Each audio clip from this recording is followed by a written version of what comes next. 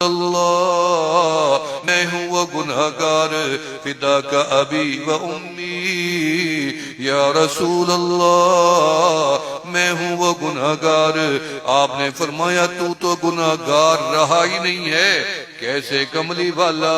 فرمایا تو نے نماز نہیں پڑھی۔ ہاں جی نماز تو میں نے پڑھی ہے۔ فرمایا جو نماز پڑھ لے وہ گناہگار رہتا ہی نہیں ہے، اللہ اس کے سارے گناہ معاف کر دیتی ہیں۔ روزہ رکھو گناہ معاف، حج کرو گناہ معاف، صدقہ کرو گناہ معاف، ہر نیکی گناہوں کو مٹاتی ہے۔ ان الحسنات یذہبن السیئات، وہ گناہوں کو مٹا دیتی۔ فرمایا توبہ وہ نیکی ہے، صرف گناہ معاف نہیں ہوتے، بلکہ توبہ وہ نیکی ہے کہ گناہ بھی معاف، بلکہ اس کے بدلے میں سارے گناہ اللہ نیکیوں میں بدل دیتا ہے۔ یہ توبہ ایسی۔ سیدنا موسیٰ علیہ السلام نے رب ذوالجلال سے عرض فرمایا اللہ تیری دھرتی پہ کوئی ایسا بندہ بھی ہوگا جس کے گناہ آسمان و زمین کے خلا سے زیادہ ہو جائیں؟ فرمایا ہاں میرا کلیم، فلاں گاؤں بستی میں ایک بندہ ہے اس نام کا، وہاں چلے جاؤ، اس کے گناہ زمین و آسمان کے خلاؤں سے زیادہ ہے۔ اما عائشہ صدیقہ رضی اللہ تعالیٰ عنہ نے ایک مرتبہ آقا علیہ السلام سے پوچھا کملی والا میرے ماں باپ قربان ہو جائیں، یہ تو بتائیں کوئی ایسا بھی بندہ ہوگا جس کی نیکیاں زمین و آسمان کے خلا سے زیادہ ہوں؟ فرمایا ہاں عائشہ میرے عمر کی نیکیاں آسمان کے ستاروں سے زیادہ ہیں۔ حضرت عائشہ صدیقہ چپ ہو گئی۔ آپ نے فرمایا عائشہ چپ کیوں ہو گئی؟ فرمایا کملی والا میں سمجھتی تھی آپ میرے ابا ابو بکر کا نام لیں گے، آپ نے تو عمر کا بتا دیا۔ آپ مسکرائے، فرمایا ہاں عائشہ تو نے سوال ہی ایسا کیا تھا، اگر تو یہ پوچھتی کہ آپ کی امت میں سب سے زیادہ نیکیاں کس کی ہیں، زمین و آسمان کے خلاؤں سے زیادہ، کل ستاروں سے زیادہ، کل انسانوں سے، انبیاء کے بعد بھی زیادہ، پھر میں بتاتا کہ وہ تیرا ابا ابو بکر صدیق ہے رضی اللہ تعالیٰ عنہ۔ حضرت موسیٰ علیہ السلام گئے گاؤں میں، دروازے پہ دستک دی، بندہ باہر نکل آیا۔ اچھا یہ بندہ ہے سب سے بڑا گناہگار؟ دیکھا، دیکھنے کے بعد ہٹ گئے۔ رات گزری، اگلے دن اللہ سے دعا مانگی اللہ وہ تو میں نے کل دیکھ لیا گناہگار، اب مجھے وہ بندہ بھی دکھائیں جس کی نیکیاں زمین و آسمان سے خلاؤں سے زیادہ ہوں۔ فرمایا میرا کلیم اسی گھر پہ چلا جا۔ وہاں پہنچے، دروازہ کھٹکایا، وہی بندہ باہر آ گیا جس کو کل ملے تھے۔ اللہ یہ تو وہی بندہ ہے، کل بھی یہی نکلا، آج بھی وہی نکلا، اور کوئی نہیں آیا۔ اللہ نے فرمایا ہاں میرا کلیم یہ وہی ہے جس کی نیکیاں آسمان و زمین کے خلاؤں سے زیادہ۔ اللہ اس کی وجہ کیا ہے؟ کل تو آپ نے بتایا سب سے بڑا گناہگار ہے، آج یہ سب سے بڑا نیک کیسے ہو گیا؟ فرمایا میرا کلیم یہ کل بندہ رات کو گھر آیا مزدوری کر کے، تو اس کی بیوی نے اس کے آگے کھانا رکھا، تو کھانا کھانے لگا تو بیوی نے چہرے پہ نظر ڈالی اور خامن سے یوں کہا کہ مجھے لگتا ہے تیرے جیسا گناہگار اللہ کی دھرتی پہ اور تو کوئی نہیں ہوگا۔ یہ خامن بیوی سے جھگڑا نہیں کیا، الجھا بھی نہیں ہے، برا بھلا نہیں کہا، تھپڑ نہیں مارا، ستایا نہیں ہے، بلکہ یوں بھی نہیں کہا کہ تیرا باپ زیادہ نیک ہے، ہاں میں جانتا ہوں خاندان بڑا نیک ہے، بلکہ یہ رونے بیٹھ گیا۔ اس نے کہا تو نے سچ کہا، واقعی میرے جیسا گناہگار کوئی نہیں ہوگا، لیکن یقین کرو میرے رب کی رحمت جیسا بھی کوئی نہیں ہے، میں اللہ کی رحمت سے کبھی نا امید بھی نہیں ہوں۔ فرمایا کہ جب میرے بندے نے میری رحمت پہ امید لگائی، میں نے اپنے بندے کی خطاؤں کو معاف کر دیا، بلکہ ان ساری خطاؤں کو نیکیوں میں بدل دیا ایک ہی رات۔ فرمایا دنیا کو منانا بڑا مشکل ہے، مولا رب کو منانا بڑا آسان ہے۔ فرمایا تم رب کو منا کے تو دیکھو، وہ راضی ہونے کے لیے تیار ہے۔ کوئی ماں اپنی اولاد کا اتنی شدت سے انتظار نہیں کرتی دور اولاد کا کہ کب بیٹا ملے گا، نہیں، جتنی میرا رب اپنے گناہگار بندوں کی توبہ کا انتظار کرتے ہیں کہ کب میرا بندہ توبہ کرے گا۔ فرمایا توبہ کا دروازہ کھلا پڑا ہے، ہاتھ گناہ کرتا ہے، آنکھ گناہ کرتا ہے، زبان گناہ کرتی ہے، کان گناہ کرتے ہیں، پیٹ گناہ کرتے ہیں، شرمگاہ پاؤں 7 اعضاء ہیں، یاد رکھیں یہی گناہ، یہی شاہد بن کے آئیں گے قیامت کے دن، یہی گواہ ہوں گے جب بندہ کہے گا میں نے کچھ نہیں کیا، اللہ فرمائیں گے بس تو بند کر زبان، اب ہاتھ تیرے شاہد، تیرا ہاتھ ہے، تیری آنکھ ہے، تیری زبان ہے، تیرا کان ہے، تیرا ہاتھ ہے، تیرا پاؤں ہے، پیٹ ہے، شرمگاہ ہے، اعضاء بولیں گے، اور رب کے آگے کس کی ہمت ہے کہ جھوٹ بول سکے؟ فرمایا ان اعضاء کو جہنم سے بچاؤ۔ دنیا میں بھئی اپنی قبر کا معاملہ پچھلوں کے حوالے کیوں کر کے جاتی ہو؟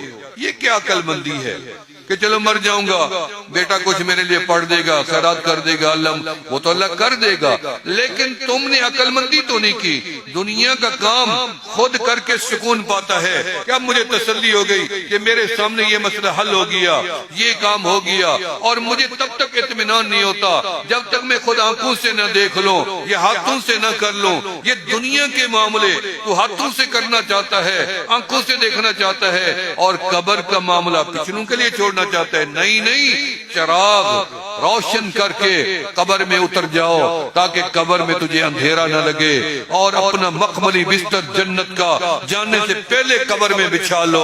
وہ توبہ سے بچے گا، استغفار سے بچے گا، رب کو منانے سے بچے گا۔ رب کو مناؤ گے نہیں مناؤ گے؟ توبہ کریں گے نہیں کریں گے؟ تھکے نہیں ہیں گناہوں سے؟ اللہ اکبر کبیرہ، گناہوں سے نہیں تھکے؟ اللہ کے بندے تھکے پڑے گناہوں سے،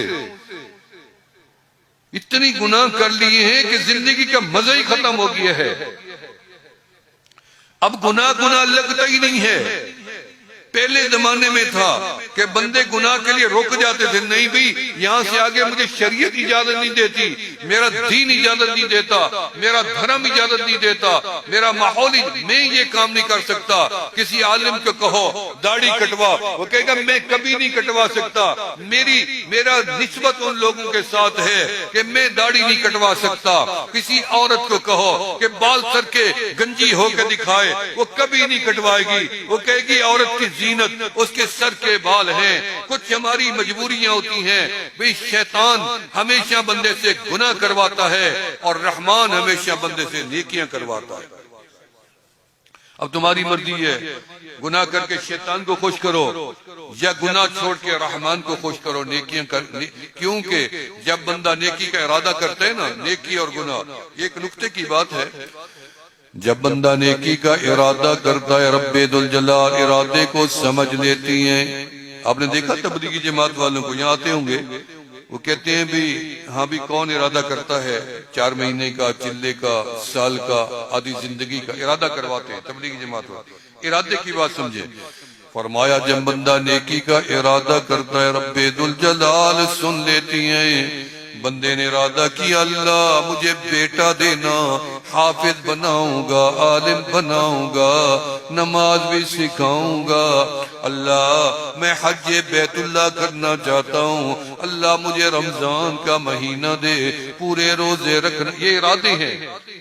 نہ ملے حج کا موقع، جہاد کا ارادہ ہے، تبلیغ کا ارادہ ہے، نیکی کا ارادہ ہے، لیکن موقع ملے یا نہ ملے اللہ فرشتے کو حکم دیتی ہیں، کرامن کاتبین، یہ فرشتہ بیٹھے ہیں نا، اللہ اس کو حکم دیتی ہیں کہ میرے بندے کے اعمال نامے میں مقبول حج کا ثواب لکھو۔ اس نے ارادہ کر دیا، بس کر لکھ دو۔ اس نے رمضان کے روزے کا ارادہ کیے، پورے رمضان کے روزے لکھ دو۔ اس نے زکوٰۃ کا اس کا لکھ دو، فلانے کی لکھ دو، ساری ارادے والی نیکیاں یہ فرشتہ انبار لگا کے بیٹھ جاتا ہے۔ پھر جب بندہ جا کے چلا لگاتا ہے، تبلیغ میں جاتا ہے، یا بچے کو حافظ قرآن بنا دیتا ہے، یا حج بیت اللہ کر لیتا، ارادہ تو پہلے لکھا ہوا ہے، فرشتہ پوچھتا اللہ اس بندے نے ارادہ کیا تھا، آپ نے نیکی لکھوا لی تھی، یہ تو آج 10 سال بعد اس کا بیٹا حافظ ہوا ہے، عالم بنا ہے، اللہ اس نے تو آج 5 سال بعد حج کیا ہے، عمرہ کیا ہے، تو اب کیا کریں؟ اللہ فرماتی ہیں کہ جب میرے بندے کا ارادہ پورا ہو گیا، اب میرے بندے کے اعمال نامے میں نیکیاں تو پہلے لکھی، اس نیکی کو، ارادے والی نیکی کو پایا تکمیل تک پہنچانے میں میرے بندے نے جو سفر طے کیا، ایک گناہ نہیں، 2 گناہ نہیں، 10 گناہ نہیں، 1000 گناہ نہیں، بلکہ 10 لاکھ گناہ بڑھا کے ثواب لکھ دو، 10 لاکھ گناہ۔ سبحان اللہ، آپ کو نہیں آتا میرے ہاں مولانا نواز صاحب بھائی انہوں نے سبحان اللہ کہا، آپ نے نہیں کہا۔ آپ کو سبحان اللہ کہنے میں مشکل آتی ہے، تکلیف ہوتی ہے اس لفظ سے؟ میری تو جان ہے یہ کلمہ، میرا تو ایمان ہے یہ کلمہ، میرے تو دل کا سرور ہے، میری آنکھوں کی ٹھنڈک ہے۔ سارے کہہ دیں سبحان اللہ، سبحان اللہ، سبحان۔ آمنہ کے لال پیدا ہوئے نا، ادھر پیدا ہوئے، سیدھے سجدے میں چلے گئے، جب سجدے میں چلے گئے، سجدے سے سیدھے خود ہی بازو سیدھی کی، سیدھی کروٹ دے کے سیدھے ہو گئے، انگلی سیدھی کر دی، اما آمنہ، فاطمہ بنت اسد، حضرت شفا، ام ایمن موجود تھی، دیکھا کہ بچہ خود سجدہ کر کے سیدھا ہو گیا ہے، حیرت کی انتہا تھی، پھر انگلی سیدھی کر دی، حیرت اور بڑھ گئی، پھر زبان کھول لی، پھر اللہ کی تسبیح شروع کر دی، حیرت کی انتہا ہو گئی، آپ کی زبان سے نکلا اللہ اکبر کبیرا والحمد للہ کثیرا وسبحان اللہ بکرتا واسیلا۔ جب ایک دفعہ سبحان اللہ کہو تو ایک درخت جنت میں لگ جاتا ہے نا، جب دوسری دفعہ کہو تو پھر لگ جائے گا، اور جب یہ پروگرام ختم ہو جائے گا تو آپ کا اپنا باغ جنت میں تیار ہو گیا نا، تو آپ کو فائدہ ہو گیا نا سبحان اللہ کہنے سے۔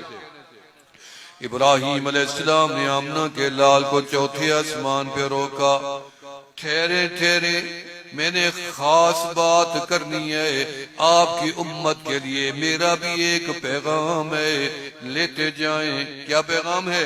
پر میں اپنی امت کو جا کے بتا دینا میرا پیغام کہ جنت ایک چٹیل میدان ہے، نہ اس میں بلڈنگ ہے، نہ درخت ہے، نہ گھاس، کچھ بھی نہیں ہے، تو پھر کیا کیسے بنے گا؟ فرمایا نیکیاں کرتے جائیں گے، مولا کا ذکر کرتے جائیں گے، محل بھی بنتے جائیں گے، اور باغ بھی جنت میں لگتے جائیں گے۔